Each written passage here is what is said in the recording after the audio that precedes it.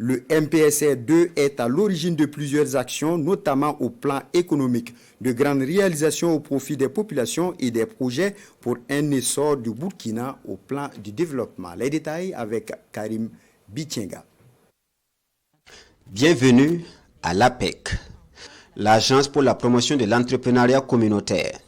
Sa mission, assurer la mobilisation de l'épargne populaire pour le financement des entreprises communautaires par actionnariat populaire.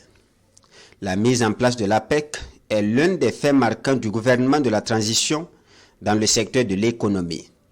Créée le 8 février par décret pris en Conseil des ministres, les souscriptions sont en cours.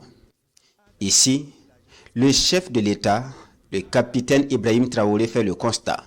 Les dernières données font état de 60 000 souscripteurs pour un montant récolté d'environ 2,5 milliards de francs CFA.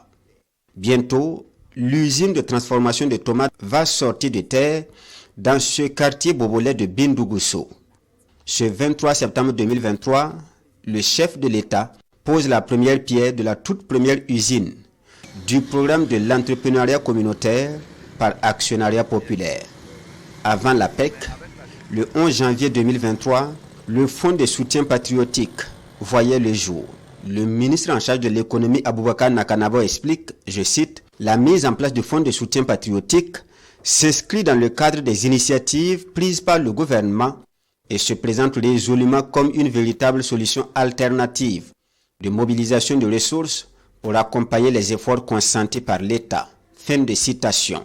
Au 31 août 2023, le montant des ressources mobilisées au profit du Fonds de soutien patriotique est de 34 980 743 686 francs CFA, selon les données du Conseil d'orientation publiées à l'occasion de sa 3e session ordinaire. Le Fonds de soutien patriotique est alimenté par des contributions volontaires et des taxes instituées pour la circonstance. Autant il faut mobiliser les ressources, autant il faut en créer. Là encore, l'engagement du gouvernement de la transition se veut constant. Parmi les dispositions prises à cet effet, il y a les mesures d'incitation fiscale et douanière au profit des petites et moyennes entreprises. La loi relative est adoptée par l'Assemblée législative de transition le 18 juillet 2023. Plusieurs facilités sont accordées à la catégorie d'entreprises concernées. Par exemple, les petites entreprises nouvellement créées sont exonérées du minimum forfaitaire de perception au titre des 2 premiers exercices d'exploitation. Autre trouvaille du gouvernement de la transition, la rationalisation de la gestion des véhicules de l'État. L'adoption du décret le 7 juin 2023 vise la maîtrise des charges de gestion du matériel roulant et le train de vie de l'État. Au lieu de 2 ou 3 véhicules, il est dorénavant affecté à chaque ministre ou président d'institution un seul véhicule. Les autres véhicules sont mis dans le parc central de l'État.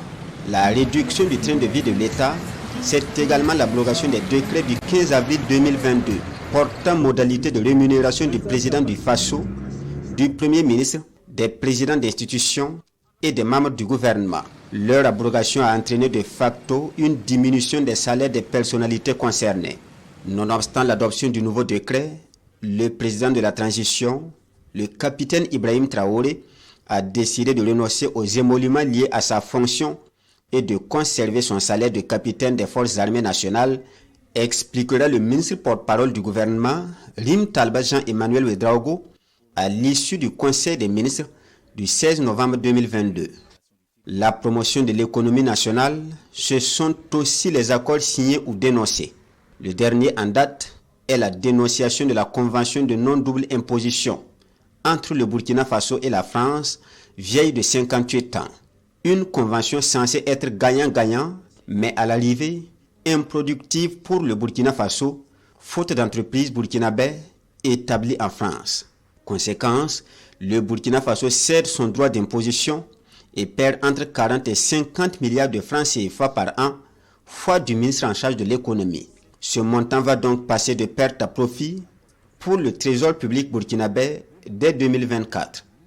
La dénonciation prendra effet à partir du 8 novembre prochain, soit 3 mois après sa signature.